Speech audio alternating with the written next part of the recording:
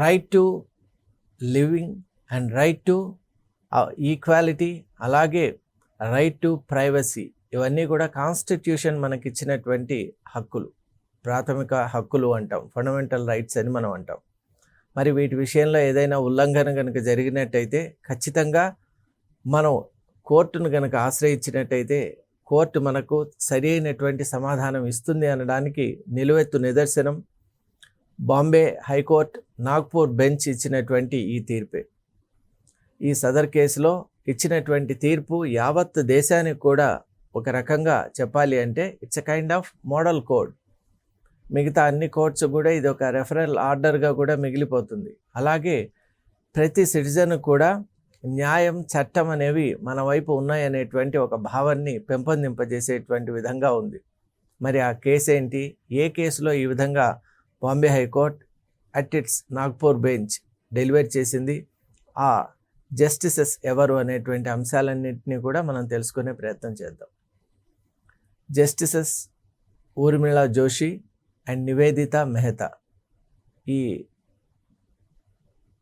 ధర్మాసనం ఒక అద్భుతమైనటువంటి తీర్పునిచ్చింది. అదేంటి అంటే ఈ కేసులో ఒక మోటార్ వెహికల్ యాక్సిడెంట్ సంబంధంగా ఒకరి ఇంటికి పోలీసులు దర్యాప్తు అనేటువంటి నెపంతో they entered their house at around midnight, అంటే బియాండ్ 11:30 మిడ్ నైట్ టైంలో వెళ్ళి without any procedural documentation or without any indication or without any search warrant వాళ్ళు వెళ్ళి అక్కడ వాళ్ళ ఇంట్లో సోదా చేయటం, అలాగే అక్కడ ఉన్నటువంటి వైఫ్ అండ్ హస్బెండ్లో ఆ హస్బెండ్తో ఇంటరాగేట్ చేయటం, అలాగే వాళ్ళు చేసిన ఘోరమైనటువంటి ఒక తప్పిదం ఏంటి అంటే దర్యాప్తులో భాగంగానే వారి వైఫ్ ఉన్నటువంటి ఆ బెడ్రూమ్లో కూడా ఎంటర్ కావటం, ఆమె చేతిలో ఉన్నటువంటి మొబైల్ ఫోన్ను ఇన్వెస్టిగేషన్ పర్పస్ అని బలవంతంగా తీసుకోవటం.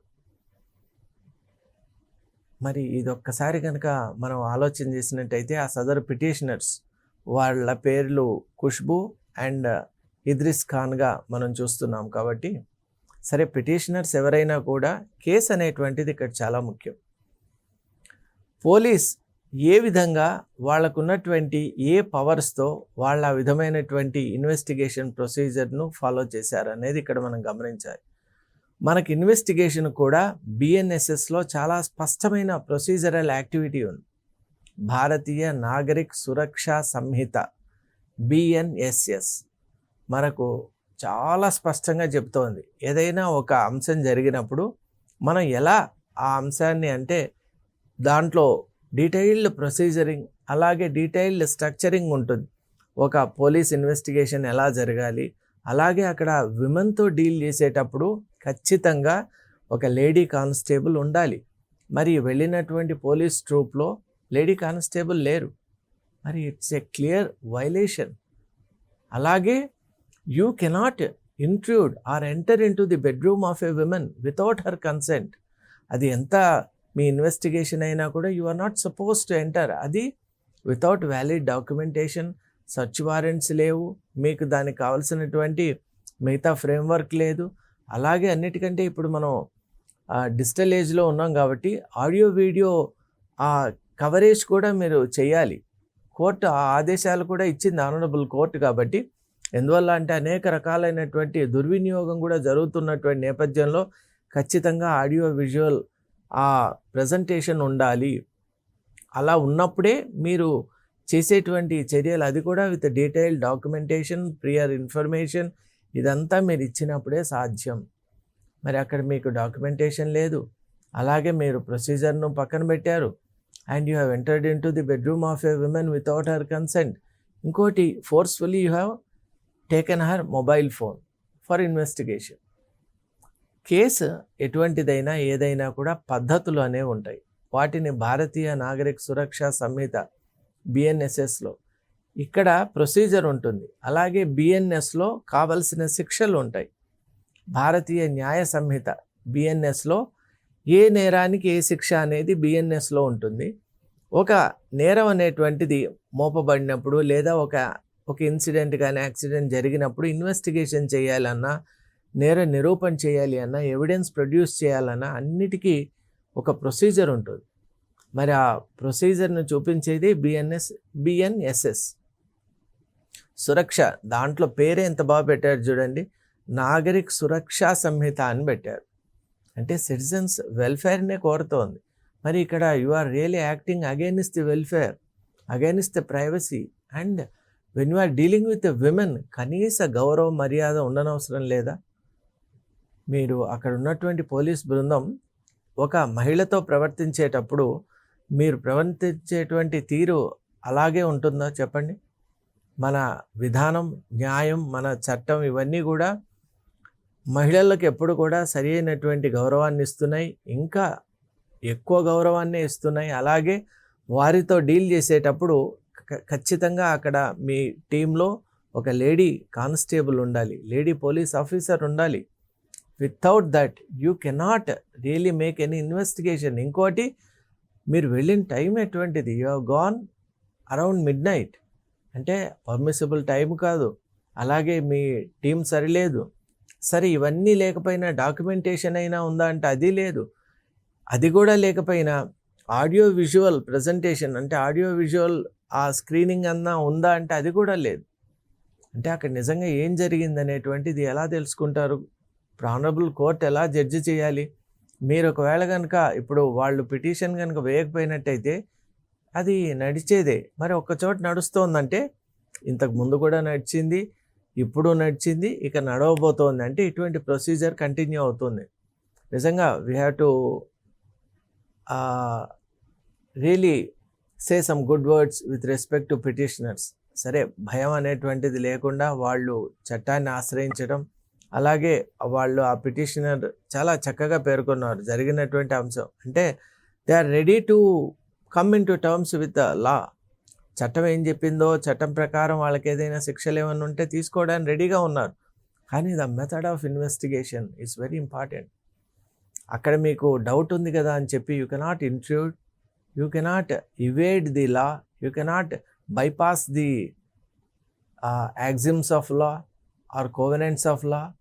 ఇక్కడ మీకు ఇచ్చినటువంటి ప్రిపోజిషన్స్ని మీరు దాటి ఎలా వెళ్తారు? అది చాలా పెద్ద విషయం. Right to privacy is very very important. Article 21 is very very clear about that. అలాగే రైట్ టు ఈక్వాలిటీ ఆర్టికల్ 14, ఈ ఆర్టికల్ 14 అండ్ 21 క్లియర్గా మీరు వైలేట్ చేశారు. అది కాకుండా బిఎన్ఎస్లో ఉన్నటువంటి సెక్షన్స్ కూడా మీరు sections 185 and 105 clearly you have violated ప్రొసీజరల్గా కూడా.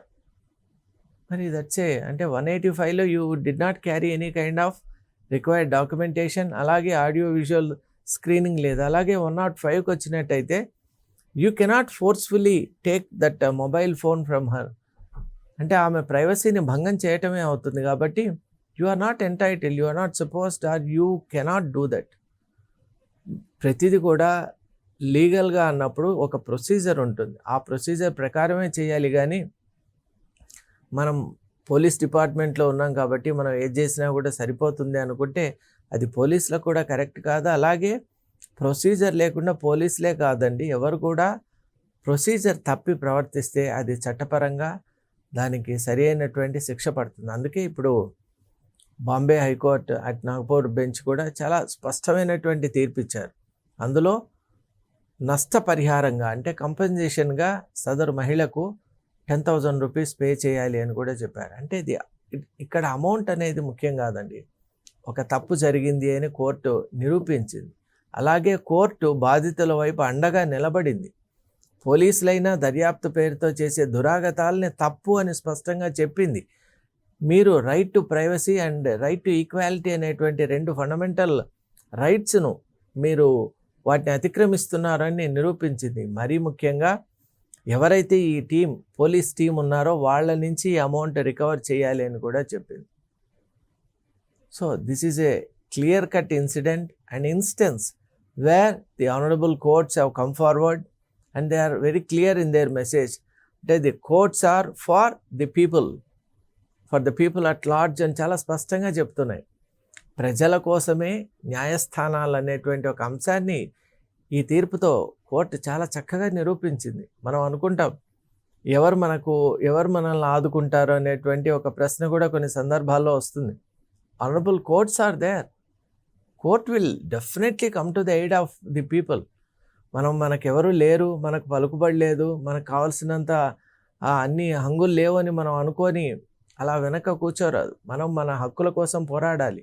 ఎప్పుడైతే మన ప్రాథమిక హక్కులు అనేటువంటి వాటికి భంగం కలుగుతుందో, మనం దీంట్లో మెజారిటీ, మైనారిటీ ఇలాంటి ఫీలింగ్స్ ఎక్కడా తేవడం లేదండి. ఎందువల్ల అంటే the law is same for all. మరి అటువంటి నేపథ్యంలో ఎవరైనా సరే, మైనారిటీస్ అయినా, హిందూస్ అయినా, ఎవరైనా సరే, ఈవెన్ ఫారెన్ రెసిడెంట్స్ ఇక్కడ ఉన్నటువంటి మన ఇండియన్ వీసాపై వచ్చినటువంటి వాళ్ళైనా సరే, వాళ్ళ ప్రొటెక్షన్ కోసం, వాళ్ళ రైట్స్ కోసం ఆనరబుల్ కోర్టుని మీరు అప్రోచ్ కావచ్చు. And honourable courts are always with the people, they are always with the justice. ఈ విషయంలో కూడా మరొక చాలా స్పష్టం చేసింది. ఇలాంటి ఇన్స్టెన్సెస్ మనం చూసాం. అసలు ఒక నేరం జరిగినా, లేదా ఒక యాక్సిడెంటో, ఇన్సిడెంటో సంథింగ్ జరిగినా కూడా ఒక దాంట్లో అసలు విపత్తు కంటే కూడా కొన్ని సందర్భాల్లో పోలీస్ హరాస్మెంట్ కానివ్వండి, లేదా ల్యాక్ ఆఫ్ ప్రొసీజర్ అనేది మనం చూస్తుంటాం. అలాగే కొన్ని సందర్భాల్లో ప్రజలు కూడా ఈ ప్రొసీజర్ను తప్పి ప్రవర్తించడం. ఎందుకంటే పోలీస్ డిపార్ట్మెంట్ అనేది జనరల్గా లా అబైడింగ్గా ఉంది కాబట్టే మన దేశంలో క్రైమ్ రేట్ అనేది అది విచ్చలవిడి కాకుండా అరికట్టగలుగుతున్నారు. ఈరోజు మన తెలంగాణలో అయితే ఈగల్ టీమ్స్ అవి చాలా యాక్టివ్గా ఉండటం వల్ల డ్రగ్ మెనాస్ అనేది తగ్గిపోయింది. అలాగే పోలీసింగ్, రైట్ పోలీసింగ్ ఉండటం వల్లే మన దేశంలో కూడా క్రైమ్ రేట్ తగ్గుతూ వస్తుంది, కంట్రోల్గా ఉంది. అలాగే కొత్త టెక్నాలజికల్ డిజిటల్ పోలీసింగ్ వీటన్నిటి వల్ల సైబర్ క్రైమ్స్ కూడా తగ్గుతున్నాయి. సైబర్ క్రైమ్ అంటే కూడా హ్యాకర్స్ కానీ వీళ్ళంతా భయపడుతున్నారు. మనకు అటువంటి వ్యవస్థ ఉంది, కానీ వ్యవస్థలో ఒక్కోసారి సమ్ డీవియేషన్స్ అవుతుంటాయి. అటువంటి డీవియేషన్స్ గురించి మనం పోలీస్ వ్యవస్థను తక్కువ చేసి చూపించడం లేదు. ప్రొసీజర్ ఎవరు తప్పినా కూడా ఒక నాగరికుడిగా, ఒక సివిలియన్గా మనకు ఆ హక్కు ఉంది. కోర్టుకు వెళ్ళి కోర్టు ద్వారా జస్టిస్ పొందటం అనేటువంటిది సాధ్యం అని నిరూపించింది ఈ కేసు. కాబట్టి once again we really wish that ఎక్కడైనా కనుక ప్రాథమిక హక్కుల భంగం అనేటువంటిది కనుక జరిగితే మనకు కోర్ట్స్ ఉన్నాయనేటువంటి విషయం మాత్రం ఎవరు కూడా మర్చిపోరాదు. And the court is ever ready to do the justice. Thank you.